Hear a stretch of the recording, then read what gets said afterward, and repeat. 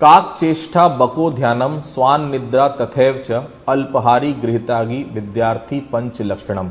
एक विद्यार्थी में 5 लक्षण होने चाहिए। कौवे की तरह जानने की चेष्टा, बगुले की तरह ध्यान, कुत्ते की तरह सोना जिसे हम निद्रा कहते हैं, अल्पहारी मतलब आवश्यकता अनुसार खाने वाला, और गृह त्यागी होना चाहिए। माफ कीजिएगा, मैं किसी विद्यार्थी की आपसे चर्चा नहीं कर रहा हूं, बल्कि यह बताने की कोशिश कर रहा हूं कि आप विद्यार्थी जीवन से आगे बढ़कर एक सफल अधिकारी बन जाते हैं तो भी ऐसे लक्षणों का होना ही आपकी सफलता का पर्याय बनता है। नमस्कार, अवसरनामा में आप सभी का स्वागत है। मैं हूं आदित्य नामदेव।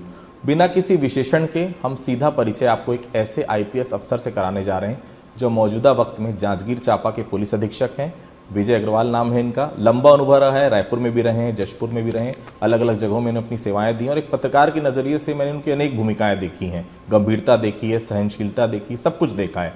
आज हम इनसे बातचीत करेंगे, सिलसिला शुरू करने और जानने की कोशिश करेंगे कि आखिरकार आईपीएस बनने के बाद, या यूं कह लीजिए आईपीएस बनने के दौरान, क्या कुछ इनके अनुभव रहे हैं, क्या कुछ उन्होंने सीखा, और सबसे अहम बात, क्या अभी भी वह सीखने की कोशिश कर रहे हैं। नमस्कार सर। नमस्कार सर। एक बहुत छोटा सा गांव है चंदखुरी का नगपुरा, वहाँ आपका जन्म हुआ है सर।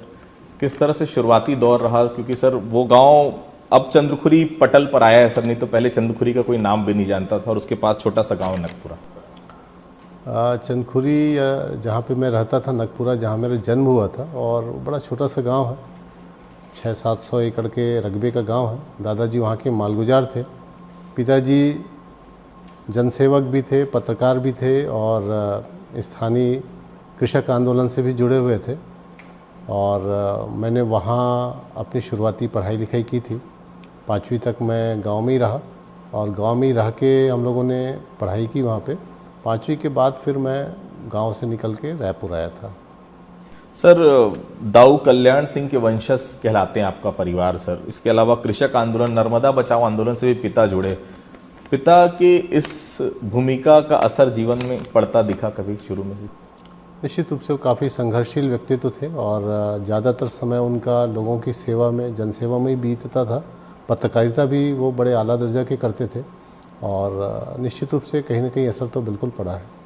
सर, आज आप एक आईपीएस अधिकारी हैं, लेकिन बचपन की अगर बात करूं तो कहा जाता है कि 7वीं में जनरल प्रमोशन लेकर पास हुए थे आप। क्या धीरे धीरे ग्रेजुअली पढ़ाई में ध्यान बढ़ा, या शुरुआती तौर पर एवरेज स्टूडेंट ही रहे सर? मैं बहुत ही औसत दर्जे का स्टूडेंट था, और मेरे शुरू में भी मार्क्स भी बहुत औसत दर्जे के ही आते थे। मैं बहुत टॉपर बिल्कुल नहीं रहा था। 7वीं में मेरा जनरल प्रमोशन में मैं पास हुआ था। 8वीं के बाद से लगा कि कुछ करना है, आगे बढ़ना है, तो फिर धीरे धीरे पिकअप करना शुरू किया।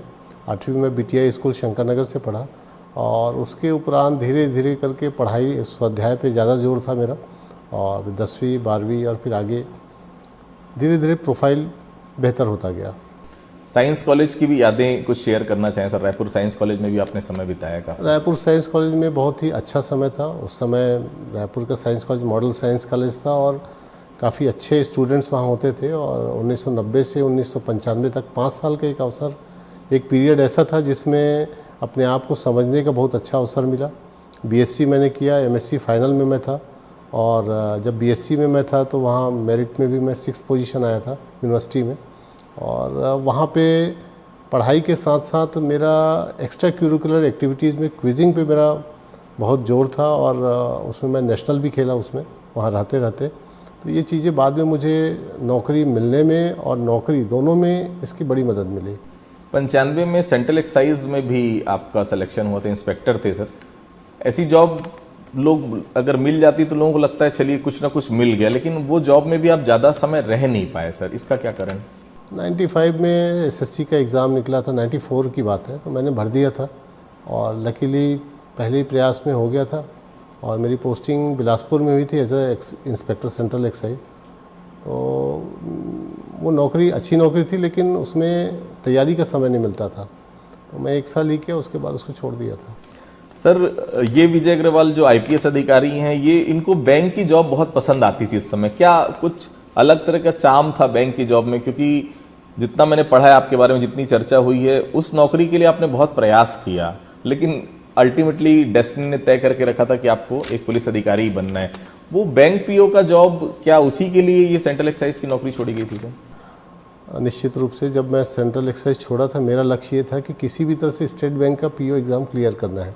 उस समय पीओ का बड़ा चार्म था और मेरे साथ लगभग जितने मेरे साथी थे, बहुत कम ही थे जो पीएससी की तैयारी कर रहे थे, ज़्यादातर पीओ की ही तैयारी कर रहे थे। तो मैं भी पीओ की ही तैयारी करने के उद्देश्य से ये सेंट्रल एक्साइज की नौकरी छोड़ा और डिविज़नल अकाउंटेंट में ज्वाइन किया भोपाल में, क्योंकि भोपाल में बेहतर कोचिंग थी उस समय पीओ की। पर उस दौरान 95-96 में कुछ ऐसा हुआ कि पीओ के एग्ज़ाम में हाई कोर्ट ने कुछ बैन लगा दिया, एक आध साल के लिए बैन था। उसी अवधि में पीएससी का भी एडवर्टाइजमेंट आया, तो मैं छत्तीसगढ़ पीएससी भी भर दिया था। उस समय मेरी पीएससी बिल्कुल चॉइस नहीं थी, मैं बैंक पीओ ही बनना चाहता था। और लकीली जब सिलेक्शन हुआ तो बैंक पीओ में भी हुआ और छत्तीसगढ़ पीएससी में भी सिलेक्शन हो गया। एक समय आपके हाथ में 9 नौकरियां थी सर, वो क्या समय था और वो किस तरह से थी, उस थोड़ा सा बताने की कोशिश करें। वो संघर्ष का दौर था। जब मैं भोपाल में था तो लगभग हर सेंट्रल एग्ज़ाम के सेंटर भोपाल हुआ करते थे। तो जितने भी एग्ज़ाम जिसमें क्वालिफ़िकेशन ग्रेजुएशन मांगा जाता था, हम लोग भर दिया करते थे, ग्रुप था। और वो लगभग सारे एग्ज़ाम हम लोग के क्लियर हो जाते, चाहे वो रेंजर का हो, ट्रांसमिशन एग्जीक्यूटिव का हो, बैंक पीओ का हो, पोस्टल का है, असिस्टेंट का हो, रेलवे क्लर्क का हो, सब में हम लोग का सिलेक्शन हो गया था। डबल एओ में भी सिलेक्शन हुआ था। परंतु चूँकि लक्ष्य बैंक पीओ का था तो इसलिए लास्ट तक बैंक पीओ का इंतज़ार करता रहा मैं। सर जितना मैंने पढ़ा है आपके बारे में सर, 98 में एमपीपीएससी आपका सिलेक्शन हुआ सर, और सिलेक्शन के बाद एक अधिकारी हैं फर्नीकर जी, शायद उनके जीवन से बहुत कुछ सीखा आपने। पहली पोस्टिंग, चूंकि सागर उस समय ट्रेनिंग आपकी सागर में ही हुई होगी सर, वो उस दौरान की कुछ बातें ऐसी जो आज भी याद आती हैं। अविभाजित मध्य प्रदेश में जैसे ही सागर की ट्रेनिंग समाप्त हुई तो मेरी पहली पदस्थापना बतौर प्रोबेशनर डीएसपी बैतूल में हुई थी और वहाँ एसपी फर्नीकर साहब थे। फर्नीकर साहब बहुत ही अच्छे, ऑनेस्ट और कर्तव्यनिष्ठ अधिकारी थे और उनके काम करने के तरीके का मुझ पर बहुत असर पड़ा। साथ ही उस समय मेरे एसडीओपी हुआ करते थे डीआर तेनीवार साहब। उन्होंने एक्चुअल मुझे काम करना सिखाया और काम करने के प्रति ललक जगाई। उनका यही कहना था कि यदि आप डीएसपी कैडर से हैं तो आपका एक ही ट्रेडमार्क होना चाहिए, वो आपका प्रोफेशनलिज्म। यदि आप प्रोफेशनली कॉम्पिटेंट हैं तो आपको ज़्यादा देर तक दरकिनार नहीं रख सकते। तो वो एक चीज़ ऐसी थी कि उन्होंने हर चीज़ को हाथ से काम करना सिखाया। सर जहाँ जहाँ आप पोस्टेड रहते हैं सर, वहाँ के आपसे नीचे वाले अधिकारी और नीचे वाले कर्मचारी बहुत ज़्यादा डरते हैं कि साहब आ गए मतलब रात में देर तक काम करना पड़ेगा, साहब आ गए मतलब एक्स्ट्रा हमको एफर्ट लगाना पड़ेगा, क्योंकि साहब खुद ही इतना एफर्ट लगाते हैं, खुद इतने लेबोरियस हैं कि नीचे स्टाफ को करना। सर ये कवर्धा हो चाहे रायपुर, मैंने देखा है अपनी आँख से, खुद रात में 12 टिफिन भी आप ऑफिस में लेकर आते हैं। तो ये ज़रूरत होती है सर हर जिले की, ये इसके पीछे का कारण क्या है सर? देखिए, मेरी जो पुलिसिंग है वो पब्लिक ओरिएंटेड पुलिसिंग होती है और मैं कोशिश यही करता हूँ कि जब कभी भी पुलिसिंग करूँ तो पब्लिक के जो ग्रीवेंसेस हैं वो जितना सॉल्व कर सकें ज़्यादा अच्छा होता है। पब्लिक बहुत उम्मीद रखती है आज भी पुलिस से और इसमें काफ़ी एफ़र्ट करना पड़ता है और ये टीम एफ़र्ट होता है, किसी को परेशान करने की नीयत कभी भी नहीं रहती और इसमें जो जितनी क्षमता से काम कर सकता है वो मेरी टीम का बिल्कुल हिस्सा रहता है और बिल्कुल सहर्ष वो काम करता है। ज़रूर शुरू में दिक्कतें होती है, थोड़ा सा निजी समय भी इसमें लगता है, पर उसका जो रिजल्ट होता है वो सबके लिए आनंददायक होता है। एक टीम की जीत होती है हमेशा। पुलिस पूरे विभाग में सर, पुलिस मुख्यालय में, पुलिस विभाग में एक बहुत लेबोरियस अधिकारी के नाम से आप जाने जाते हैं। सुबह से लेकर रात तक डेडिकेशन से काम। सर ये अब दिखता नहीं सर फील्ड में, क्या इसका एक बड़ा कारण है कि हर फील्ड में हम देख रहे हैं पहले से बहुत उतार चढ़ाव देखने को मिले, हर फील्ड में, चाहे पत्रकारिता के फील्ड में देख लें, चाहे पुलिस अधिकारियों के बीच में देख लें, वो डेडिकेशन अब नज़र नहीं आता सर, क्या कारण मानते हैं इसका? देखिए, जैसे जैसे नया जनरेशन आता जा रहा है तो लोगों की प्राथमिकताएं भी चेंज होती है और जो आप डेडिकेशन की बात कर रहे हैं, अभी भी है लोगों में डेडिकेशन। हर बैच में अगर 20 अधिकारी हैं तो कम से कम 8 से 10 ऐसे निकलते हैं जो वास्तव में कुछ करना चाहते हैं और उन लोगों को भी प्रमोट करना है और साथ में जो जिनका मोटिवेशन लेवल कम रहता है उनको भी आगे लाने की कोशिश रहती है। तो ऐसा नहीं है कि वो उस तरह के अधिकारी नहीं निकलते, हमको आइडेंटिफाई करना पड़ता है कि ऐसे अधिकारी जो है उनको प्रमोट करें, उनको आगे बढ़ाएं। बहुत छोटा सा गांव है सर नगपुरा, पूरी तरह से ग्रामीण परिवेश से आप आते हैं सर। छत्तीसगढ़ में भी ऐसे बहुत सारे ग्रामीण परिवेश में बच्चे हैं जो पढ़ना चाहते हैं लेकिन प्रॉपर गाइडेंस उसको मिल नहीं पाता सर, वहाँ वो पहुँच नहीं पाते जहाँ वो पहुँचना चाहते हैं। कुछ कहना चाहेंगे उनके लिए? देखिए, पूर्व में तो न तो इंटरनेट की सुविधाएं थी, न ही उतने संचार माध्यम थे। तो उस समय जो सफल प्रतिभागी हैं उनके अनुभव और बाकी जो गुरुजनों का गाइडेंस रहता था, उसके आधार पे हम लोग वो तैयारी करते थे। अब तो आपके पास संचार के हर माध्यम आपके गांव में आपके हाथ में मौजूद है। तो अब ये बहाना आप नहीं बना सकते कि मुझे इस चीज़ की जानकारी नहीं है, उस चीज़ की जानकारी नहीं है। यदि आप सोशल मीडिया चला रहे हैं तो आपके हाथ में कंप्यूटर है, इंटरनेट है। तो अब तो उनके पास एवेन्यू बहुत है और इसकी वजह से ही गांव से भी आजकल बहुत सारी प्रतिभाएं आ रही है। आज से 20 साल पहले अगर आप पीएससी का पैटर्न देखें तो ज़्यादातर बच्चे बड़े शहरों से आते थे, रायपुर, भोपाल, जबलपुर, ग्वालियर से। परंतु आज की डेट में आप पीएससी का प्रोफाइल देख लीजिए, ज़्यादातर बच्चे गाँव और छोटे कस्बों से आ रहे हैं। तो निश्चित रूप से जागरूकता का ही है, जिसकी वजह से सभी क्षेत्रों से बच्चे आ रहे हैं। तैयारी किस तरह से करनी चाहिए सर कॉम्पिटिटिव एग्ज़ाम की? मेरा ये मानना है कि तैयारी कोई भी शॉर्टकट नहीं अपनाना चाहिए। हम लोगों ने जिस तरह से तैयारी की थी, तैयारी पूरी करते थे, भले थोड़ा सा मेहनत ज़्यादा लगता था, परंतु तैयारी पूरी करते थे, शॉर्टकट कभी नहीं अपनाए। और इसका फ़ायदा आपको अंततः इंटरव्यू में होता है। इंटरव्यू में हमेशा मुझे पूरे मार्क्स मिलते थे, हाईएस्ट मार्क्स मिलते थे। तो ये एक फ़ायदा होता है कि इंटरव्यू में यदि आपके नॉलेज का स्तर वास्ट होता है और आप अपने प्रति ईमानदार रहते हैं तो निश्चित रूप से आपको अच्छे मार्क्स मिलेंगे। सर 2000 का वो समय जब अविभाजित मध्य प्रदेश से अलग होकर छत्तीसगढ़ एक स्वतंत्र राज्य बना था, उसमें बहुत महत्वपूर्ण भूमिका होती राजभवन की। उस राजभवन में डीएसपी थे आप, सिक्योरिटी इंचार्ज थे, वहाँ सिक्योरिटी संभालते थे सर। वहाँ के बारे में ये कहा जाता है कि उस पूरे राजभवन में कितने गमले हैं, कितने लोग काम करते हैं, किसी से जानना है तो वो विजय अग्रवाल से आप पूछ लीजिए। उनको उंगलियों में याद है कि किस समय दिनेश नंदन साहब कहाँ जाते हैं, कितने वहाँ गमले लगे हैं, कौन से पौधे लगे। इतना डेडिकेशन शुरू से ही रहा है सर अपने काम को लेकर। जब मैं राजभवन मुख्य सुरक्षा अधिकारी नियुक्त हुआ 15 नवंबर 2000 की बात है, तो उस समय गवर्नर साहब थे, सहाय साहब गवर्नर थे और खुद भी सहाय साहब पुराने डीजी विजिलेंस से रिटायर हुए थे और वो बड़े कीन ऑब्जर्वेशन उनका रहता था। और वो चाहते थे कि यही इंसाइट उनके नीचे के अधिकारियों में, जो उनके राजभवन में पदस्थ हैं, उनमें भी रहे।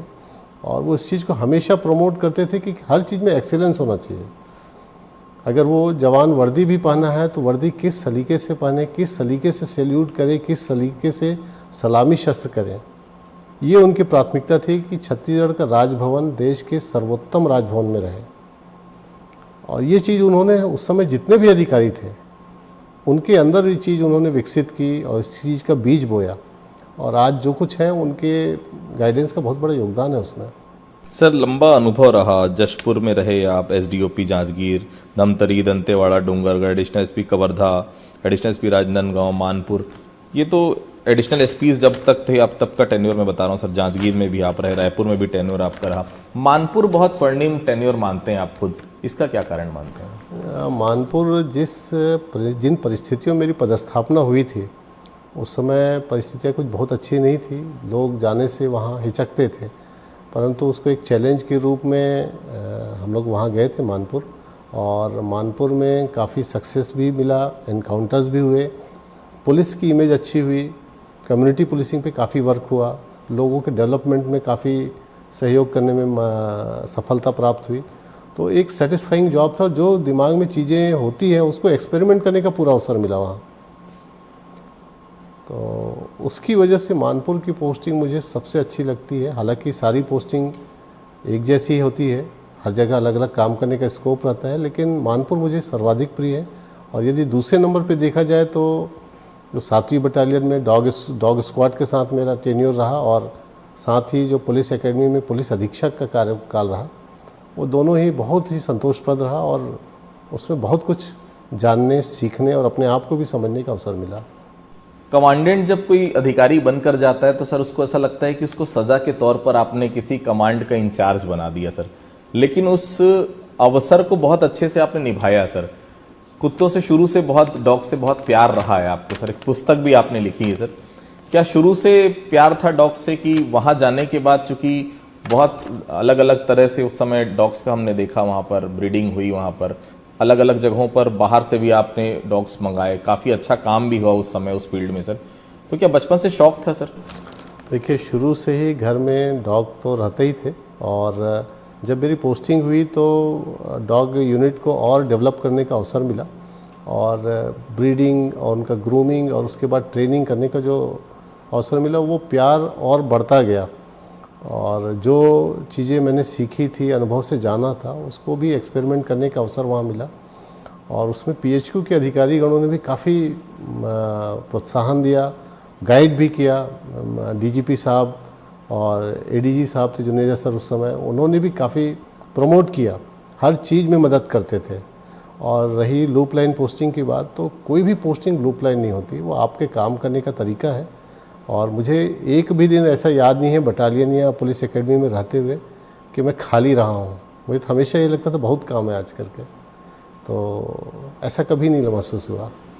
पहला जिला सर एज एसपी जशपुर रहे सर आप, बहुत अलग तरह का जिला है सर, आदिवासी इलाका है, धर्मांतरण के बहुत सारे किस्से वहाँ सुनाई पड़ते हैं, बहुत अलग तरह का जिला है सर। और जशपुर का कुछ टेन्योर याद हो आपको, कुछ बताना चाहें? जशपुर छत्तीसगढ़ का सबसे खूबसूरत ज़िला है और वहाँ के लोग उतने ही सरल और बहुत अच्छे लोग हैं। वहाँ काम करने का अवसर मिला, अलग अलग लोगों के बीच काम करने का अवसर मिला और बहुत अच्छा अनुभव रहा। और जशपुर का वातावरण भी बहुत अच्छा है, वहाँ के पुलिसकर्मी भी बड़े अनुशासित हैं। और एक पहला टेन्योर जो है एसपी का होता है, कई सारी चीज़ें होती जो नई सीखने को मिलती है और मुझे बहुत अच्छा अनुभव हुआ। और 10 महीने का जो टेन्योर था, मैंने बहुत अच्छे से उसको निभाया, कोशिश की अपनी ओर से निभाने की। सर कहते हैं कि जब कोई पुलिस अधिकारी किसी जिले में जाता है, कोई बड़ी घटना होती है, तो मतलब साफ है कि आने वाले समय में टेन्योर अच्छा जाएगा। कोई शुरुआत अगर बड़ी घटना से होती, मुझे बहुत अच्छे से याद है जब 10 साल का बच्चा राहुल जब यहाँ पर अंदर चले गया था सर 105 फीट गहराई में, वो किस्सा, अब किस्सा ही कहूँगा सर, बहुत लंबा अनुभव उस समय भी रहा। हम सब थे यहाँ पर, हमारी पूरी टीम थी सर यहाँ, बहुत लंबा समय। और सबसे बड़ी बात है उतनी भीषण गर्मी, अलग तरह का चैलेंज था सर। निश्चित रूप से अलग चैलेंज था और साथ ही इस तरह के काम करने का कभी अनुभव भी नहीं रहा, परंतु ऊपर वाला साथ में था और साथ ही लगातार जनता की सदिच्छाएं साथ में थी। उसकी वजह से और राहुल की हिम्मत की वजह से ये पूरा ऑपरेशन सफल हो पाया। और उसमें मीडिया ने भी बहुत अच्छे से उस चीज़ को प्रोजेक्ट किया और लगातार लगे रहे। और उसकी जिजीविषा थी जीने की, जिसकी वजह से 105 घंटे के बाद उसको सकुशल निकाल पाए हम लोग। सर वो मैंने जितना पढ़ा है सर, वो बहुत अलग तरह का केस था। इसके पहले जितने भी बोरवेल्स में जाने वाला जो केसेस हुए, इसमें ये केस बिल्कुल अलग था। बहुत अलग तरह की परिस्थिति उस गांव की, वो चट्टानी पूरी तरह से अलग थी, बहुत समय भी लग गया सर। और भीषण गर्मी सर, बहुत चैलेंज होता है। और ऐसी जगहों पर संसाधन जुटाना जहाँ पर वाकई में कुछ नहीं था, तो उस समय कुछ ऐसी बात याद आती है? देखिए, उस पूरे ऑपरेशन में 105 घंटे बिल्कुल आँखों में गुजरे हैं और एक एक चीज़ उसका आज भी एक पिक्चर के रूप में सामने आ जाता है। चाहे राहुल के गिरने की पहली सूचना हो, स्पॉट पे पहुंचने का दृश्य हो, उसको उसके सीसीटीवी में जब कैमरे में हम लोगों ने सांप या मेढक देखा है उस समय का हो, वो 6 घंटे जिसमें राहुल ने रिस्पॉन्ड नहीं किया वो अवधि हो, या उसकी माँ की वेदना है जो हर पल कानों में गूंजती थी। और इन सब से ऊपर राहुल की जो बॉडी का मूवमेंट होता था, ये सारी चीज़ें एक और छूट जाती थी जब मॉनिटर में उसकी बॉडी का मूवमेंट दिखता था। तो वो एक अकल्पनीय चीज़ है जो उस समय हम लोगों ने महसूस किया। कलेक्टर जितेंद्र शुक्ला साहब थे, उनके साथ एक टीम के रूप में पूरा जिला प्रशासन एकीकृत होकर उस अभियान में लगा रहा। पब्लिक ने भी अनथक मदद की, जो जैसा संभव हो सकता था, वो चाहे क्रेशर वाला हो चाहे फैक्ट्री वाला, हर किसी ने मदद की थी। हर कोई चाहता था कि राहुल जल्दी से जल्दी बाहर आ जाए। तो वो चीज़ मुझे लगता नहीं कि ज़िंदगी में फिर कभी होगा। 2019 में राष्ट्रपति पदक आपको मिला सर सराहनीय सेवाओं के लिए, सर उसके बारे में बताएंगे? 2019 में राष्ट्रपति जी का जो मेडल है वो अवार्ड हुआ है। और चूँकि 16 साल की जो सर्विस होती है उसके उपरांत इसकी पात्रता बन जाती है और इस दौरान अगर सर्विस बेदाग रहती है तो ये पदक दिया जाता है। उसी परिप्रेक्ष्य में ये दिया गया था और वो प्राप्त हुआ है। सर आईपीएस आप हो गए, लेकिन यूपीएससी भी हर विद्यार्थी का एक सपना होता है कि वो यूपीएससी सेलेक्ट हो। मैंने सुना है आपके बारे में 2 बार आपने फॉर्म लिया, लेकिन दोनों बार आप फॉर्म भर भी नहीं पाए। इसके पीछे की क्या वजह है सर? 2 बार 1998 1997 में मैंने यूपीएससी का फॉर्म भरा था, मेरा प्रवेश पत्र भी आ गया था, परंतु दोनों बार मुझे ऐसा लगता था कि मैं इसके काबिल नहीं हूँ, इसलिए कभी भी एग्ज़ाम देने नहीं गया मैं। हालांकि दोस्त यार बोलते थे यार एक बार दे दे, क्या दिक्कत है, लेकिन हमेशा ये लगता था कि शायद मैं इस लायक नहीं हूँ। तो और मेरा मेन फोकस उस समय भी बैंक पीओ में था, तो कभी भी यूपीएससी ट्राई नहीं किया मैं, फॉर्म ज़रूर भरा था मैं, तो इसलिए कभी प्रयास ही नहीं कर पाया सही ढंग से। लव मैरिज रही है सर, थोड़ा सा मैडम के बारे में बताएंगे सर? मेरी वाइफ मेरे दोस्त की सिस्टर थी और 2000 पुराने परिचित भी हैं दोनों परिवार काफ़ी लंबे समय से जानते हैं, और 2003 में हम लोग की शादी हुई थी। बहुत ही अच्छे स्वभाव की, अच्छे संस्कारों की है, और पूरे घर की जवाबदारी, बच्चे की जवाबदारी और पूरे रिश्तेदारों की जवाबदारी वो देखती है, उसकी वजह से मैं नौकरी अच्छे से कर पाता हूँ। सर सवाल भी मेरा वही था जो शायद जितने लोग आपको जानते होंगे वो ये जरूर जानना चाहते होंगे कि मैडम कैसे, आप मैडम को, क्योंकि आप पूरे टाइम तो फील्ड पे रहते हैं, घर आप जाते नहीं, फैमिली लाइफ इफेक्ट नहीं होती सर? क्योंकि पूरा समय आप फील्ड पर देते हैं, जितना मैंने आपको इतने सालों से देखा है। कुछ समय निकाल के ज़रूर देता हूँ, लेकिन ये शिकायत हमेशा रहती है। लेकिन वो मेरे से बहुत ज़्यादा समझदार है, वो इन चीज़ों को ज़्यादा बेहतर समझती है और ज़्यादा मेरे से ज़्यादा अच्छे से रिश्तों को संभालती है, और शायद इसी वजह से जो संबंध है वो ज़्यादा प्रगाढ़ है हम लोग के। सर जांजगीर जिला आप हैं सर, क्या ऐसा कुछ मन में आता है कि ये काम अभी बचा हुआ है, ये काम करना बाकी है, या ये काम कोई ड्रीम हो आगे आने वाले समय में जो आप करना चाहते हैं? देखिए, सबसे ज़्यादा ज़रूरत है कि लोग आपके पास प्रार्थी के रूप में आते हैं। अगर हम उनकी समस्याओं का 100% निदान कर लेते हैं, 100% नहीं तो 90% भी, तो मेरा ये मानना है कि पुलिसिंग सफल है। बाकी चीज़ें उसके बाद की है, चाहे आप कम्युनिटी पुलिसिंग करें या कोई भी और चीज़ करते हैं, मेन है लोगों की समस्याओं का समाधान करना। आज भी जनता पुलिस से बहुत उम्मीद करती है, ऐसी ऐसी चीज़ों की रिपोर्ट करने आती है जिसका पुलिसिंग से कोई वास्ता नहीं, क्योंकि उनको अंतिम विकल्प पुलिस ही दिखता है। ऐसे में हम लोग का रिस्पॉन्सिबिलिटी ये बन जाता है कि उन चीज़ों को संवेदनशीलता से डील करें। कानून हमेशा व्यवस्था के लिए बनता है, पब्लिक की व्यवस्था के लिए बनता है, लोगों की अड़चनें बढ़ाने के लिए नहीं बनते। मैं हमेशा अपने अधीनस्थों को यही बोलता हूँ कि आप कानून का प्रयोग लोगों की सुविधाओं को बढ़ाने के लिए करिए, लोगों को नकारने के लिए मत करिए। तो अगर ये भावना जिस दिन अधीनस्थों ने सही ढंग से आत्मसात कर दिया, मुझे लगता है पुलिसिंग सफल हो जाएगी। कोई ऐसा वाक्य आता है सर जिसके लिए जनता, क्योंकि हम सबका एक ही ध्येय रहता है सर कि जनता आपसे खुश होकर जाए, कम से कम जो बात लेकर है वो हम पूरी कर सकें, नहीं भी कर सके तो उसे कम से कम आकर सम्मान से बैठाएं, बात करें, क्योंकि उसी से आधी प्रॉब्लम सॉल्व हो जाती है। कुछ ऐसा वाक्य याद आता है सर कि जिसमें मदद की हो और वो धन्यवाद कम से कम आशीर्वाद देकर गए हो? ऐसी बहुत सारी घटनाएं होती हैं। ऐसी बहुत सारी घटनाएं होती है और लोग खूब आशीर्वाद भी देते हैं। जैसे राहुल वाला ही केस था, जिस दिन राहुल रिकवर हुआ उसके बाद उनके परिवार की मानसिक स्थिति, वो उनके मुंह से शब्द नहीं निकल पा रहे थे। तो ये चीज़ें जो है बहुत रेयर होती। कई बार होता है कि आप कितना भी बड़ा काम कर ले, सामने वाला थैंक्स नहीं बोलता। तो ये प्रशासन और ख़ासतौर से पुलिसिंग ऐसी चीज़ है कि आपको बहुत धन्यवाद की अपेक्षा भी नहीं करना चाहिए। आप अपना काम प्रोफेशनली करिए, निश्चित रूप से आपको अपने आप में संतोष मिलेगा, और आप अपनी काम खुशी के लिए करिए, अपनी खुशी के लिए।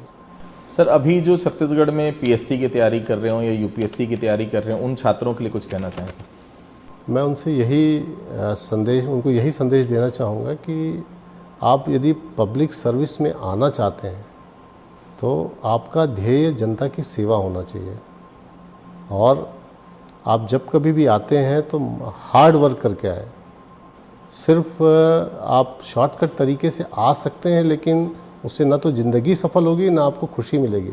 आप हार्ड वर्क करके आएंगे तो आपकी सर्विस में भी इमेज अच्छी बनेगी और आपको लोग सफल भी मानेंगे। तो आप शॉर्टकट से मत करिए, कोई भी चीज़ जो सही तरीका है उससे करिए, उसका रिजल्ट जो है स्थायी होता है। किताबों से बहुत प्यार रहा है सर शुरू से, किताबें पढ़ना खाली वक्त में बहुत पसंद आता है, और किन किन किताबों में और साहित्य में रुचि रही है सर? देखिए, जो आदमी किताब आप पढ़ते हैं तो वो जो शब्द होते हैं वो बिल्कुल स्मृति पटल पे अंकित हो जाते हैं। और मुझे बचपन से ही किताब पढ़ने का शौक़ रहा है और मुझे हरिवंश राय बच्चन जी की जितनी भी आत्मकथाएं हैं, बड़े बड़े लेखकों की आत्मकथाएं हैं, उसके अलावा महात्मा गांधी के जितने भी बुक्स हैं वो सारे के सारे मैंने कई बार पढ़े हैं। तो मुझे बड़ा अच्छा लगता है पुस्तक पढ़ना, उनके बारे में सोचना, मनन करना। अमृता प्रीतम है वो भी काफ़ी पढ़ा हूँ मैं। तो ये चीज़ें कई बार ज़िंदगी में चीज़ें अनायास याद भी आ जाती है, तो बड़ा अच्छा लगता है। किताबों का स्थान आज भी सोशल मीडिया ले नहीं पाया सर, किताब किताबें होती हैं। निश्चित रूप से, और किताबों में जो चीज़ें रहती है वो न सिर्फ आप पढ़ते हैं बल्कि उसका मनन भी करते हैं। इसकी वजह से वो चीज़ें स्थायी होती है।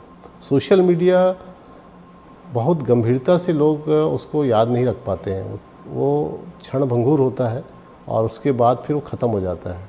किताबें स्थायी होती है और उनका स्थान कभी भी कोई नहीं ले सकता।